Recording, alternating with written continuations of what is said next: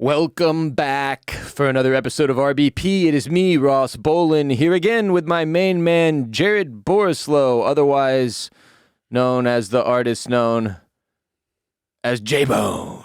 Yeah, they call me Jaboni the Jabroni. They call me the Spit On It King. You know, I have a lot of nicknames. Yeah, that's true. Sup, dog? Hey, how's it going? Jared and I discovered pre-recording that we're both going to see Bon Iver, otherwise known as Bon Iver. Otherwise known as J-Bone Iver. Very stoked. Justin Vernon, very talented. What song are you most looking forward to hearing Bon Iver play, Jared? I mean, very big catalog. Hopefully he plays some of his De Armades and stuff. Don't think he will. You know, some Blindsided, Restacks.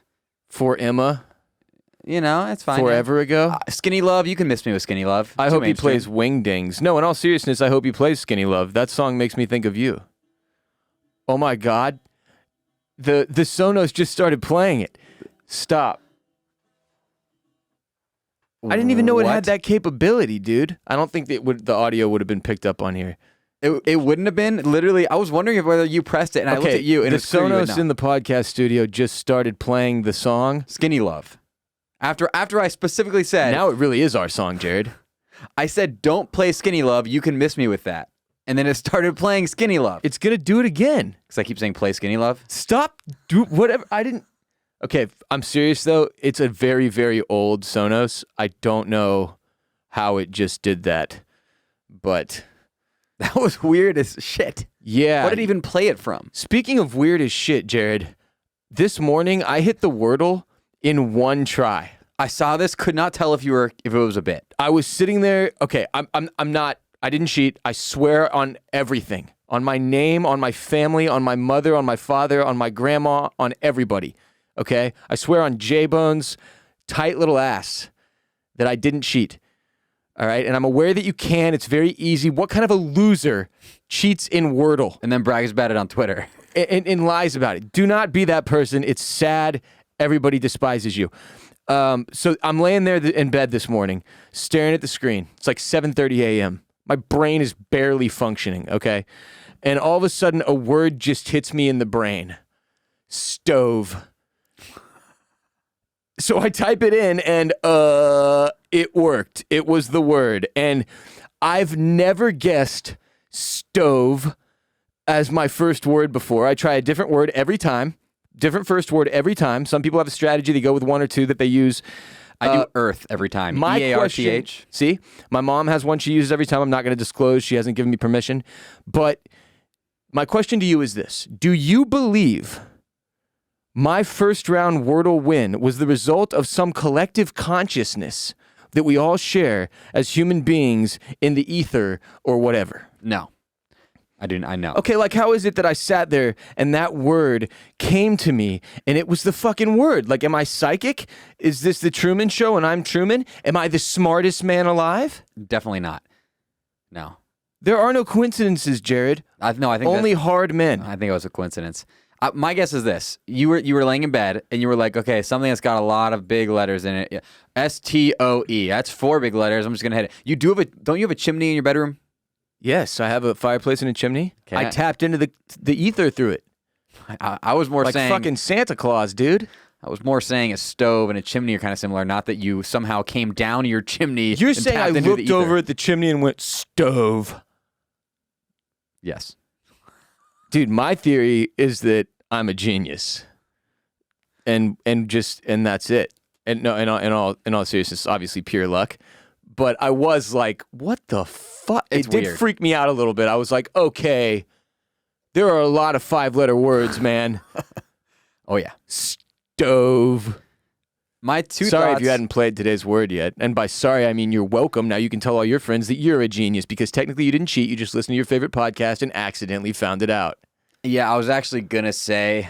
you're going to have a lot of Wordle heads coming for your dick right now. I don't give a shit, dude. It was worth it. This is my moment to shine in the sun like Donald Trump with his hole-in-one yesterday. True. And I'm making a whole fucking announcement about it. I hit it in one take. It was beautiful. But you're not bragging because people don't like when you brag. I'm not bragging. I don't like people who brag. I don't like braggers. The braggadocious. Don't like them. I'm Ross Bolen here. I'm not going to say how many tries I got the Wordle in. It wasn't 2, 3, 4, 5, On or other none. days, other people have better Wordles, but that day today, Mine was the best. My eyes were better. I actually saw it first that you got it all the way right in one try. You didn't even see it yet. My brain tapped into the collective consciousness of humanity and found the word and input it. Ross, just so you know, after this recording is over, I'm going to make a statement that looks exactly like Trump's, but it's going to be about your Wordle. Oh, I'm stoked about this. This could go viral. I'm stoked about could go this. viral. Yeah, that was an incredible... Look, this is the type of thing that made Donald Trump incredibly entertaining before he was president. Mm-hmm. It is. And I hope this is what we can get back to. I hope we can push the politics aside, forget about another presidential run, just let it go, and focus on this type of content. This is what made him a content goat. Doing a fucking... First of all, no footage of the shot. No footage of the shot approaching. No footage of anything except him approaching the hole and pulling the ball out. Now, of course, he scans the area. There are several pros or ex-pros playing with him or whatever. He mentions them all in his statement. Seems to be no question that this actually occurred on a par 3 with a 5-iron or whatever. It was a, if I remember this correctly, because it really stuck with me, it was like 181 yards. He used a 5-iron. He was playing with Ernie Els, Gene Sowers, Ken Duke, and then one or two other schmoes. But yeah, you have it pulled up here? I'm trying to get it pulled up. If you don't know what we're referring to, it was the best press release of all time. Bar none. Why can't they won't link to it because they don't want to give him traffic in their CNN. Just give me the whole fucking press release, man. Trump hole-in-one press. I mean, they're all just doing what we're doing and using it for their own traffic. I'm trying to actually disseminate the information that the former president bestowed upon us, the public, out of respect for his office. I think I could pull it up pretty quickly. It was texted to me by somebody. What are these websites? I will say this. When I first saw it, I have it right here. Want me to read it? Please. March 28th, 2022. Statement by Donald J. Trump, 45th President of the United States of America. And let me say, for the non-golfers, getting a hole-in-one doesn't happen to everyone. I have never gotten one. It is infuriating. I never will get one. I'm terrible. But it also doesn't have that much to do with how good you are. You have a better shot at getting a hole-in-one if you're a good golfer, but that doesn't really mean you will get a hole-in-one. It's very, very difficult. Also, some golf courses are tailored to have holes that give you a very good shot at having a hole-in-one. As an example, number 16 at Augusta. Somebody holes it out frequently because all you have to do is land it in a certain lane, you get lucky, and it dribbles down into the hole. So we don't know where he was playing or what the hole was or what the circumstances were, but getting a hole-in-one is fucking insane. Yeah, when you say it gives you a good chance, you mean good chance relative to other holes. Like 16 at Augusta, yeah, it's a much better chance there on Sunday than other holes. Right, but like I sat there for an entire Sunday, and one person holed out, and that doesn't happen every Augusta. And those people who were playing were the best golfers in the world who had the best chance of anybody in the world. Yes. It's very hard. Now, I will say I do have a hole-in-one on a par 3 course. Some people, I will say, eat shit, Jared. Some people say, and I've never said to somebody, oh, I have a hole-in-one, and then not said afterwards on a par 3 course. Because some people go, holy shit, you have a hole-in-one? And I go, yeah, it's on a par 3 course. And they go, I don't care. A hole-in-one is sick. What was the hole? 123 yards uphill. Regular hole. It's a hole you'd find on any golf course. Sure. But then some people go, par 3 course? Yeah. Well, then what they say what you said, which is like, suck my dick or whatever. Doesn't count. Yeah. Well, do you think it counts? Read the statement. Many people are asking, so I'll give it to you now. It is 100% true. You'll give it to us now. In the beginning of this is why I thought it was fake, because he said many people are asking. That's like the most Trump line cliche ever. He doesn't care. He doesn't care. It's his brand.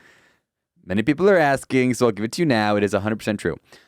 While playing with the legendary golfer, Ernie Els, winner of 4 majors and approximately 72 other tournaments throughout the world. Why is he gassing up Ernie Els so much? Dude, you gotta gas your boys up. What do you mean? It's a lot of tournaments. Gene Sowers, winner He's giving their credentials to let people know, I didn't make this up. Look at who I was playing with. True. Gene Sowers, winner of the Senior U.S. Open, Ken Duke, and Mike Goods, both excellent tour players. I made a hole-in-one. It took place at Trump International Golf Club in West Palm Beach, Florida, on the 7th hole, which was playing 181 yards into a slight wind. I hit a 5-iron, which sailed magnificently into a rather strong wind. The wind goes from being slight to rather strong when he goes up to hit, apparently. He literally said it was a slight wind and then a strong wind. He upgrades that shit immediately within his own press statement. Yes. With approximately 5 feet of cut. approximately 5 feet of cut. So a foot. Whereupon it bounced twice and then went clank, clanks italicized, into the hole. These great tour players noticed it before I did because their eyes are slightly better, but on that one hole only. That's because you stared into the sun, you horse's ass. That's what you get. You can't see your hole in one when you stare directly into the sun. You cannot, Jared. You cannot. But on that one hole only, their swings weren't. So they had better eyes, but on this hole, and only this hole, he admits, very humble of him. Well, his swing is trash. One of the most humble guys. Now, he is notedly a good golfer, which is it's infuriating to me. I hate all good golfers, but it's really upsetting that Trump is actually good because he looks like a fucking doofus out there. I mean, the way he dresses and moves, and he's just an old fucking man. That being said, for his age, you would never pick this guy to be a great golfer, and that's the weird thing about golf. It's a strange sport. You can be a fat old turd and crush it. You have to have the right mentality and enough practice, and in his case, I don't know, some kind of weird center of balance. He also owns many golf courses. Which is the one questionable aspect here. I don't put it past him to like put a fucking magnet in his ball and then a magnet under the green. Like Space Jam? You know, yeah, I don't put that. I don't put it past Trump to pull off some shit like that, dude.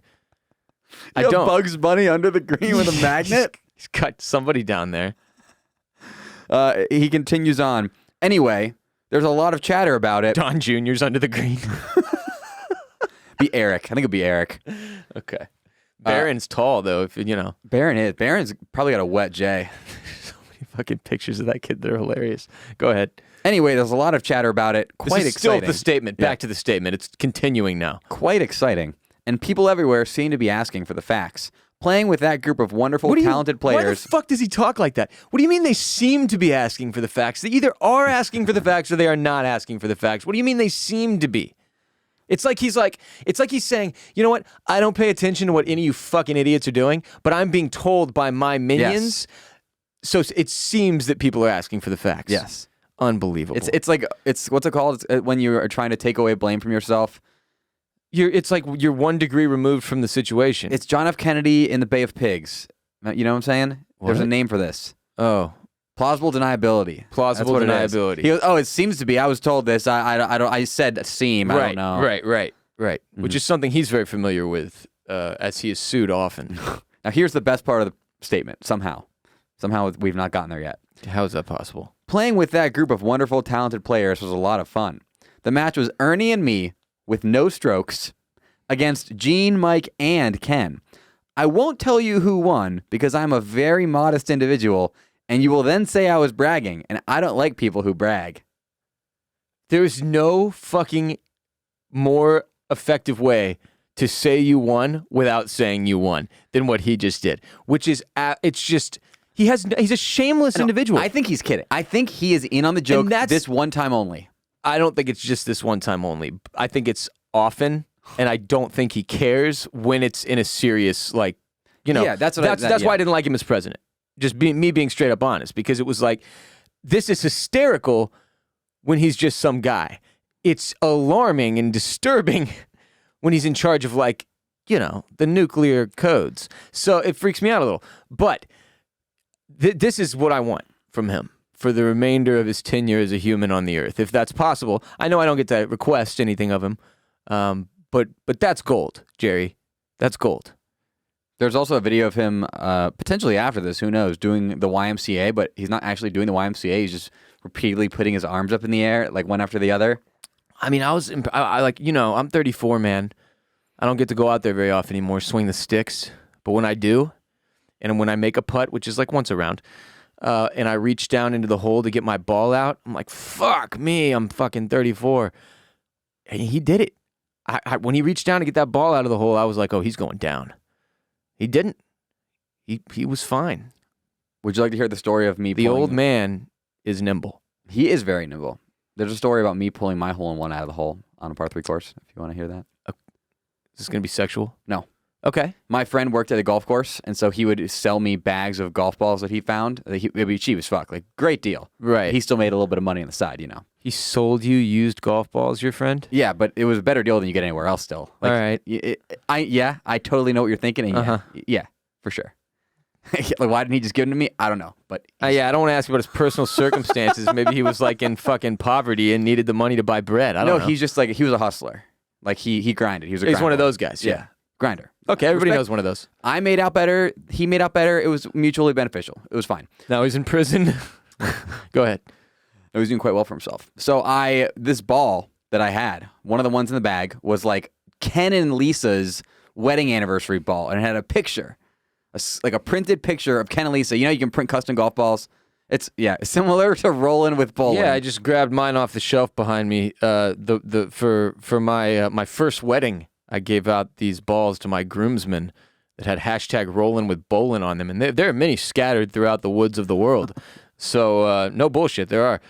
So if you find one, that's like the golden ticket, man. In fact, if you find one of those and send it to me, I'll give you 5 years of Patreon free. Wow. But I'll know if you get it made. Mm-hmm. I'll know. Yeah. So this one, unlike yours, it had a literal picture of Ken and Lisa on it. Okay, that's great. And people do this. It's fucking hilarious. And you'll find them in the woods and shit, and it's great. Thought it was hilarious. So I pulled it out on this fucking, not my penis, the ball. Yeah. I pulled it out on this course. It was sexual. See, now you made it sexual. 9th hole of this par 3 course. We were going to play it twice. We were going to play 9 holes, back to back, all par 3s. I pull it out, hit Ken and Lisa. We get up there. We look all around. We're like, we don't see the ball. And the guy I'm playing with goes, go check the hole. You made a hole-in-one with a Ken and Lisa ball? I walk over to the hole, look down, and I shit you not, I have a picture evidence. They're just facing you, They're facing me. Oh, my God. God. They're looking at me. Oh, my God. That's magic. Photo evidence. See, that's meant to be. That's like one of those moments, where you're like, I'm doing it. And living, baby.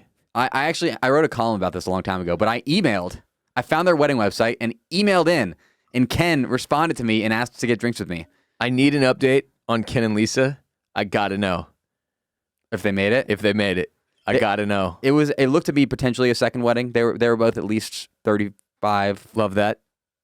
So, I mean, you made a hole-in-one with their friggin' wedding ball, man. That's got to be a good sign. Surely they're out there with like 4 kids, happy, having sex several times a week. I forget that I emailed him and that he responded to me. I think what ended up happening was he asked to buy me a drink, and I was like, hey, I'm like 19. Like, I don't think you can legally do that.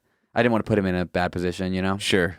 But I think thoughtful of you, Jared. But he never. I like to imagine that he still has a bunch of those balls from his wedding, and then he tells that story to people to this day. Like, hey, see these balls? Some random fucker found one. There's and no got way he doesn't tell the story. I still tell the story about how a lawnmower split mine in half, and I knew I was fucked. Yeah, and I was. Anyway, today's episode is brought to you by Birddogs, and our code changed to Ross, just FYI. Ross. So listen up. Birddogs, making the most comfortable shorts in the world with the built-in underwear you know and love for living life and making love. It's like, why wear shorts with underwear when you can wear even better shorts with built-in underwear, thus creating less laundry, thus saving the planet, thus making you a hero who is also better looking and more comfortable. Birddogs, you silly bitch. But did you know they make pants as well for when it's cold outside or when you want to go play golf on a nicer course? Pants for work, pants for play, pants for golf. The new joggers are next level comfortable. Jared and I have been loving them and wearing them all winter long. And that's probably what I'll be wearing out on the golf course if we play somewhere that requires me to wear pants, for sure. Yeah, what happens with me is I'll lay in bed wearing my joggers, and my legs will instinctively start jogging in bed. I kicked my dog out of the bed.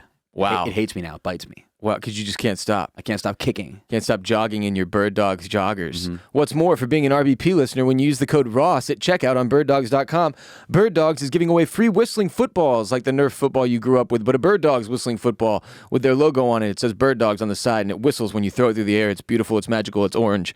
Get on Birddogs.com today. Use code Ross when you check out and score a free whistling football with your order. I just threw it. Did you hear that whistle? It went... Birddogs.com, code Ross. Grab your light, this is Stuff the Wikipedia when you're high. Stuff the Wikipedia when you're high.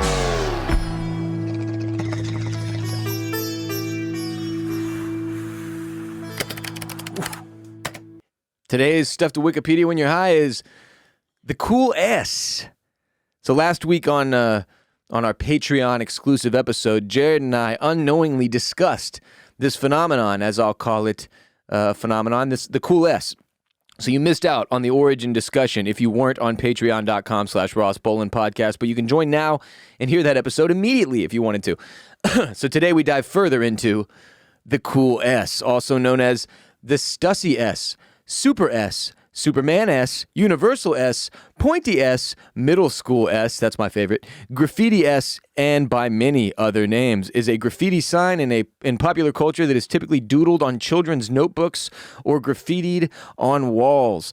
Jared, how would you describe it if you had to? Okay. I want you to have a shot at this.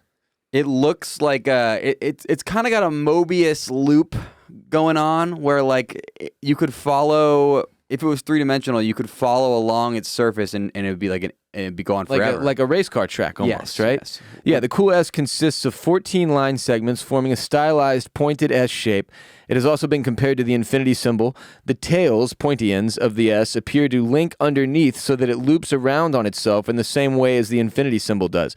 The cool S has no reflection symmetry, but has twofold rotational symmetry. As illustrated, a common way to draw the shape begins with two sets of 3 parallel vertical lines, one above the other. And that's how I started it. 1, 2, 3, 1, 2, 3, and then you start with the connections and you go from there, baby. And it's like, I mean, it stays. Just did it in the air perfectly. I haven't done that in 20 years, dude.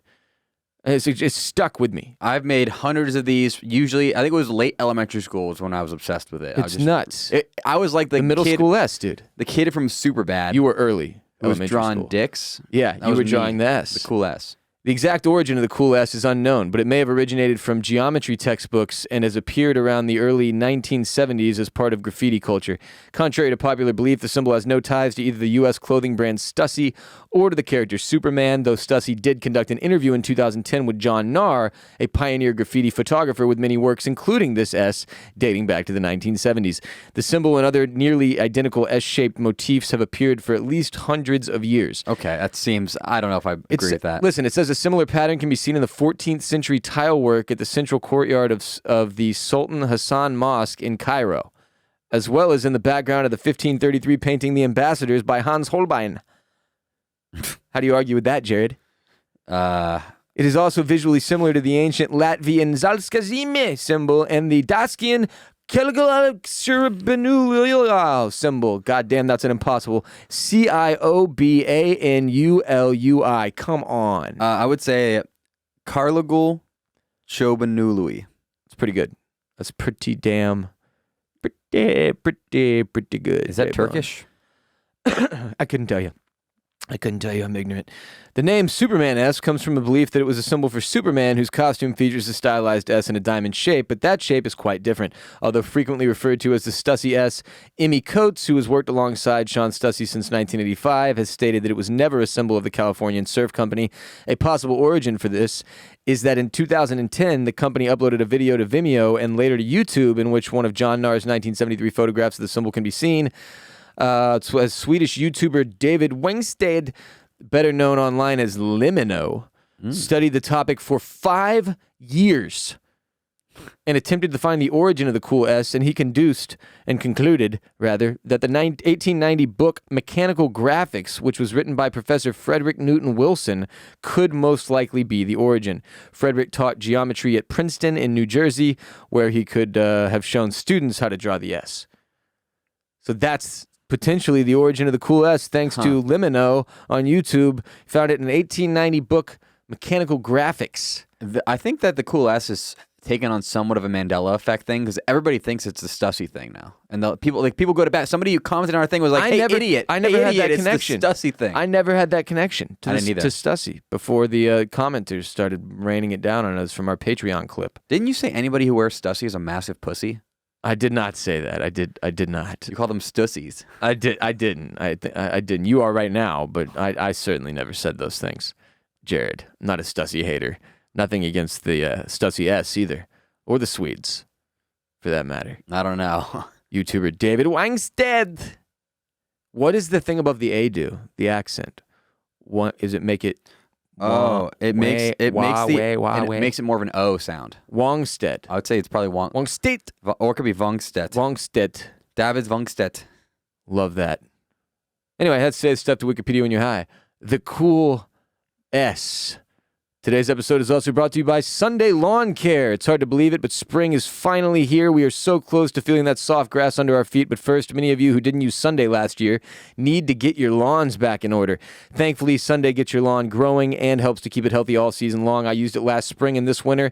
As such, Bolen Media's HQ front and backyards both survived the most recent Austin, Texas freeze and are ready to stun on the entire neighborhood for the rest of 2022. Most of us might not think about our lawns in the wintertime, but really that's the time to get prepped for the year. Right now is fertilizer season, Jared, at the end of March. You got to get it done, and Sunday gets you everything you need so that you don't have to go out and do all this crazy stuff. Their custom lawn plans include fertilizer and everything else you need to care for your lawn with ingredients like seaweed, iron, and molasses. You can feel good with kids and pets being around. I've got both around and use Sunday on my front and backyards. All you have to do is visit getsunday.com/Bolen20, put in your address, and their lawn analysis tool does the rest. Then they use soil and climate data to create a personal nutrient plan delivered right to your door when you need it. You just attach the ready-to-use pouch to a garden hose and you spray. It is super easy. I didn't know diddly squat about lawn care, and truth be told, I still really don't, but I've been using Sunday since last spring, and what I do know is this stuff really works. It is really, really easy. You just hook it up to your garden hose and you're ready to rock, and Sunday is offering all RBP listeners 20% off so your lawn can look its best for the rest of the year. Full season plans start at just $129, and you get 20% off at checkout when you visit getsunday.com/Bolen20. That's 20% off your custom lawn plan at getsunday.com/Bolen20. Jared, it's time for some insane headlines of the day. First one is good. It's an interesting topic from the Washington Post. Facebook paid GOP firm to malign TikTok. Listen to this story from WAPO.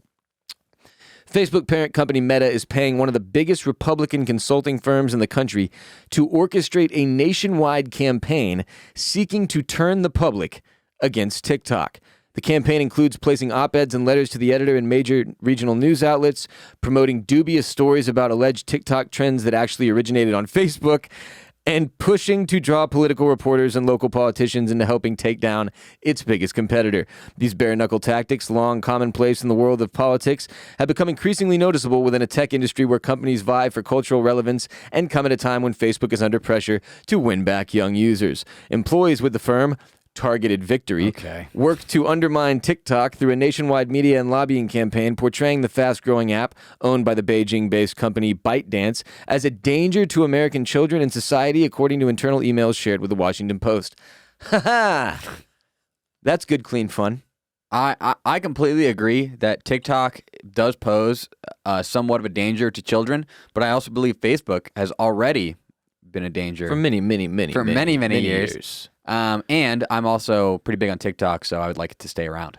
I would like someone to present something to me that doesn't pose a danger to children in this world. I mean, even Blippi poses a danger to children. He shit into his friend's butthole. It's true. And frankly, this is just hysterical that Facebook is so down bad, it's so over, that they have to go pay big wig Republican firms to make their competitors look bad. Shouldn't this be illegal? Like, dude, if we found out some other media company was paying a firm to make Bolen Media look like shit, I would sue them off the face of the earth. See, that's the thing, is the reason why they hire these people is because these people know how to do it legally. As long as you're not lying, you can talk shit as much as you want. So they just spread it everywhere. And this is what all the big name auto companies have done with Tesla. Because if you haven't noticed, every time there's a Tesla wreck, you hear about it. Yeah. It's fucking wild. The car wrecks. It's fucking wild, man. It really is. And I started noticing it when I started following the stock market a little bit. And on Cash App, within their investing platform, it gives you news articles on like the biggest stocks and stuff. And these Tesla articles, it'd be like, Tesla explodes in Washington. And I was like, how the fuck is this one of the most important economic stories of the day? And then like 2 weeks later, you always find out like the person was in the back seat and it put, you know what I mean? Like they weren't driving. They were doing something they weren't supposed to be doing and had an accident as a result. Getting roadhead. But they were getting, Tesla was getting railroaded by these stories. And that's part of the reason that they don't have a PR department. Also, Elon Musk is just generally kind of a psycho. Which brings me to our next headline. Elon Musk says he's seriously considering creating a new social media platform. I would use it. Fuck it. I don't know, man. I feel like he's got bigger fish to fry. CNN says Elon Musk said he's giving serious thought to creating a new social platform in a tweet on Saturday. Musk's tweet follows criticism of Twitter where he claimed the platform doesn't allow for free speech. Quote, given that Twitter serves as a de facto public town square, failing to adhere to free speech principles fundamentally undermines democracy. What should be done? That's what he tweeted. Now, Jared, you and I have both been on Twitter for a number of years. Have you found the platform to be, I guess, against free speech in any way, shape, or form? I will say that I don't personally put out the kind of content or take in the kind of content that typically comes under fire, so I wouldn't know. Do you think a private platform, I guess it's a publicly owned company now, but they created a platform to which there are rules. Do you think at some certain size or level of influence that every platform should be led to suddenly adhere to the Constitution rather than its own rules made by its creator? Like that's a company. They have rules for their site, right? You can and can't do these things. We own the website. You can't use it if you violate those terms and conditions. Yeah, I don't. And in Elon's eyes, he's like, well, they're violating free speech. And in my eyes, I'm like, go use another platform. I guess it really is a gray area because at a certain point, yes, it could be bad, right? But like, I don't know where that point is, personally. I'm not saying it couldn't be bad, but I just think there's a difference between like saying they're violating free speech and saying they're trying to do their best to navigate what's an obviously very complicated situation in the eyes of, their stockholders. Well, I think the biggest issue, I mean, we talked about this a lot in the past related to Facebook, but like, at what point is Twitter liable for the things that are said on their platform? Because a lot of social media platforms over moderation, quote unquote, depending on what side you're on, where you think, wow, why is this taken down? This isn't that harmful, is because Twitter is going to get in trouble for hosting something that could potentially cause misinformation or cause their stock price to go down because, I also think they're looking at, I think that in the past, Jack was looking at the platform. Now, he's no longer running it, but in the past, he was looking at it and trying to keep it from being a net negative on society. I don't think it necessarily had to do with stockholders. I think he was seeing the way people were finding negative ways to use his tool that he created, and he was trying to put a stop to that, right? Negative in his eyes, which is an opinion, but he created it, so why shouldn't he be allowed to sort of, you know what I mean? That's the thing. It's a weird space with social media. We sign up for these platforms, we all do, and then we feel like we have some ownership over them, right? That they're a public tool, that they should adhere to our principles and ideals, when really that's some company and some fucking group that we don't know these people. Yeah. And they're running that thing, and it's why you should always just be real careful about what you, and in the case of Elon, I'm like, surely you're smart enough to know. He's always at some fucking angle though, man. That's what I don't like about him. I know he's smarter than me, but he's not smarter than me enough to make me not know when he's fucking with me. And this is an example of him fucking with me. Mm-hmm. You know what I mean? He's fucking with all of us. It's like, okay, bro, now you're going to start a social media platform? I thought you were focused on getting that robot out this year, this fucking Tesla robot we're all going to have in our kitchens. Didn't you say we were going to Mars in like 15 years? What's going on here? Now he's worried about Twitter's fucking adhering to the Constitution of the United States of America? It's just dumb because, you have capitalism, which is like this company can do what they want. But then you have, for example, there's a lot of places. I just don't think that Twitter is the de facto town hall that he thinks it is. I think people on Twitter think that. Yes, that's what I was going to say. I But use that's Twitter what to get if most of my I'm shit. smart enough to know that, how the fuck is he not? He is. So it means he does, and that he's using this angle for something else.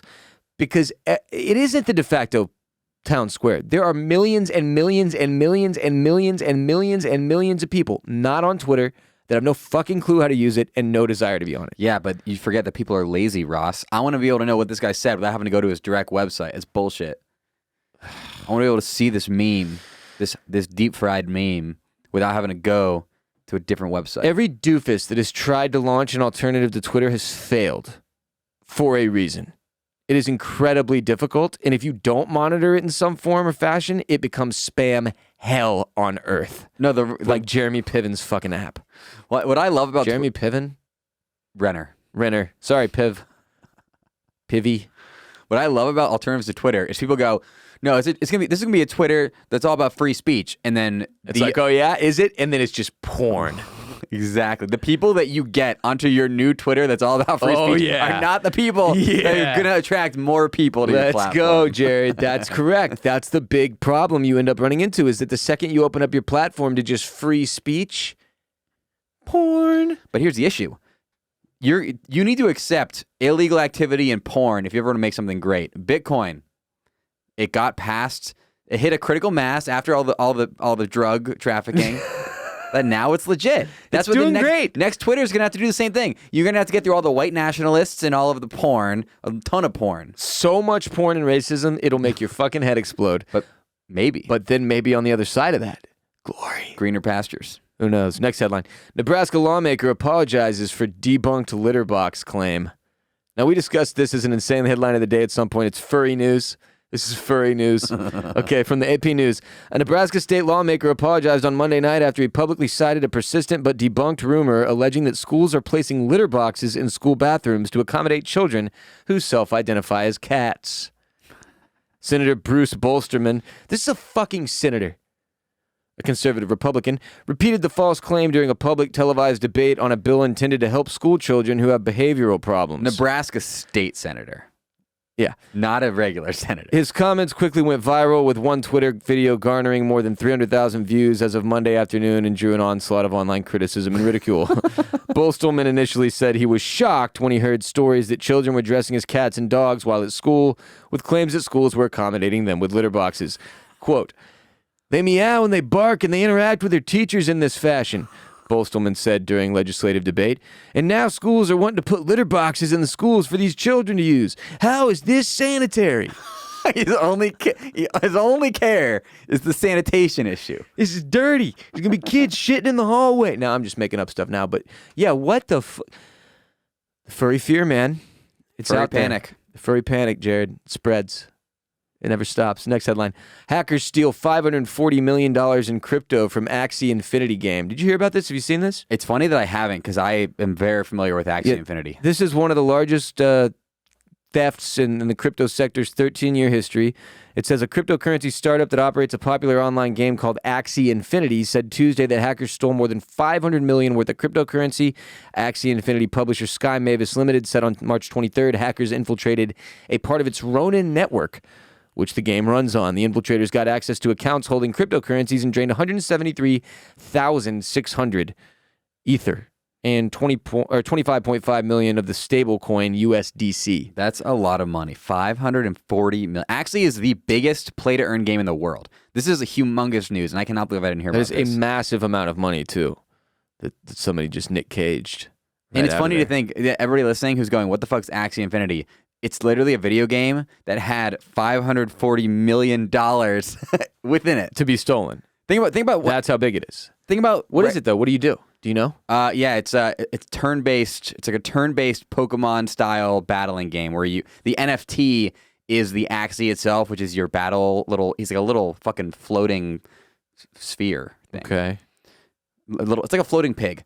So you buy these little floating pigs that have these different traits, and then you battle them turn-based, like Paper Mario style. Sounds legit. like Pokemon, kind of. That sounds legit. I never have played it because it did not look fun, but I have a friend who was one of the top Axie players in the world. Really? Well, hope he didn't get robbed. Hope it didn't too. Shit, might want to hit him up after this. I've got one more headline. Merriam-Webster Twitter account teaches everyone about key bumps. I know the backstory of this. Yeah, I know the backstory too. We don't have to get into it deep, but there's basically, what's the guy's name? Madison Cawthorn, who's a Republican Representative, I believe. politician of some kind, who's gotten very popular because I guess he's like really good looking and well spoken. He kind of seems like a doofus to me, but I don't really know. The point is this. He went on some podcast and he claimed that there's all kinds of crazy shit that goes on the Hill, including orgies and people doing key bumps right in front of you that you would never expect. So I guess enough people were tweeting like, what the hell is a key bump, that Merriam-Webster, the fucking dictionary Twitter account, came out and tweets, people are talking about key bumps, and so we have a duty to tell you some things about this. Next tweet. This is a thread. A bump in this context may be defined as, quote, a small quantity of an illicit drug when inhaled in powdered form at one time, end quote. We do not enter key bump as a fixed phrase, as it has not yet demonstrated wide currency of use. Oh, it has wide currency of use. You may, if you choose, refer to small amounts of drugs sniffed off a key as key bumps, but there is something you should be aware of. And then they link to an article titled Nouns That Look Like Adjectives in an effort to further educate the world on words. Thank you, Miriam. Going above and beyond, though, dude. That's our dictionary. That's the people's dictionary. Webster. Merriam-Webster. Isn't it? What's the other one? Isn't there another dictionary? What's that meme where it's like the blank dictionary define the is it Merriam-Webster? No. There's another dictionary. The blank dictionary defines. I think they've got a chokehold on that industry, dude. Top 5 dictionaries: Collins Dictionary, Cambridge Online Dictionary, Oxford Dictionary, Urban Dictionary. Okay, this list of dictionaries doesn't even have Merriam-Webster, so I feel like it's slanted. Yeah, it's not good. There's dictionary.com. I've used that a lot. Does that reference Merriam? I think Merriam-Webster is the dictionary I'm thinking of. You know what I'm referring to? Where it's like somebody starts a speech at a wedding, a best man speech, and goes, Webster's dictionary defines love that's the fucking lamest thing when I've a ever man heard. and a woman love each other. When a man loves a woman. And then they just break into song, and everybody's like, get me the fuck out of Yeah, here. and then Careless Whisper comes on, and they masturbate in front of the entire crowd. Yeah, it's hot. I'm going to sneeze. Gesundheit. Thank you. I saw a clip on Twitter going viral of this December 1998 airing of Casino on USA Network. And it's back, I don't know if this is maybe not a thing the kids know about. Back in the 90s, and then even into the early 2000s, when they started showing rated R movies on television, but edited, they would like heavily dub over curse words in really funny and insanely obvious ways. So like in this clip, it's the chick leaving the house and yelling at Robert De Niro, and she's like, freak you, Sam Rothstein, freak you, instead of fuck you.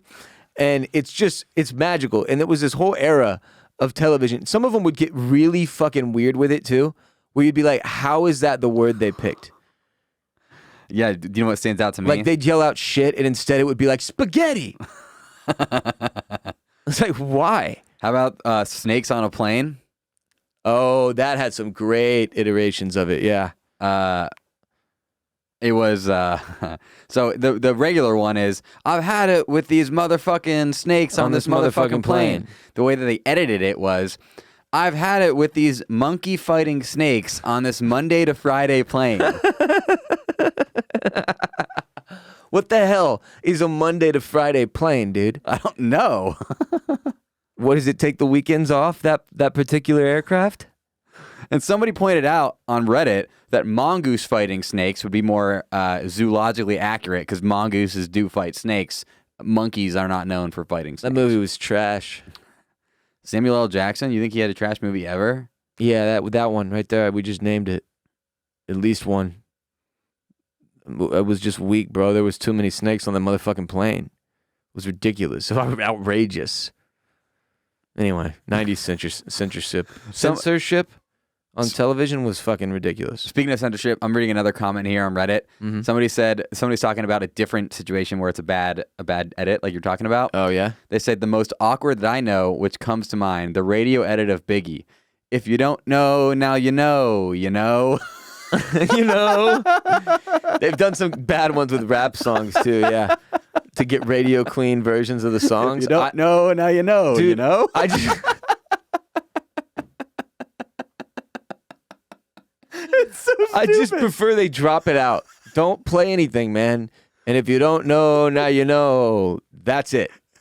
There's no more words needed. Don't put, you know. It seems so. The whole chorus becomes so unsure of itself at that point. Like he's really questioning. He's not quite sold, you know. Like he hasn't finished explaining it, right? He needs confirmation now, you know. You know. God, that is a great one, all timer. Jared and I will be back on Friday, as we are every Friday, with an ad-free exclusive episode just for our supporters on patreon.com/Ross Bolen Podcast. Make sure you're there, or you are square. or whatever. Follow us on social media at the Ross Bolen Podcast on TikTok. We're cruising towards 70,000 followers. Love it. On Instagram at the Ross Bolen Podcast and on Twitter at Ross Bolen Pod. At Jared Borislow on Twitter and Instagram. If you want to follow Jared, you should. I advise that you do. Follow me. In fact, I'll go so far as to say, everybody go follow Jared right now at Jared Borislow on Twitter and Instagram, or I will sick the dogs on you the same way I do when you don't fulfill your legal obligations. Do it. Follow me at WR Bolen on Twitter and Instagram. Tell everybody you know about RBP, the comedy show with jokes for people. Tell them about it. We'd really appreciate that. Share the show with those you know. It is your legal duty as an RBP gang member. Make sure you get on Patreon, support the pod. Go to bolenmedia.com/shop. Grab yourself some merch. There's a 10% off code if you join Patreon. Get in there and find it. Jared and I'll be back Friday. Patreon.com/Ross Bolen Podcast. Until next time, peace be with you. And also with you. You know? You know?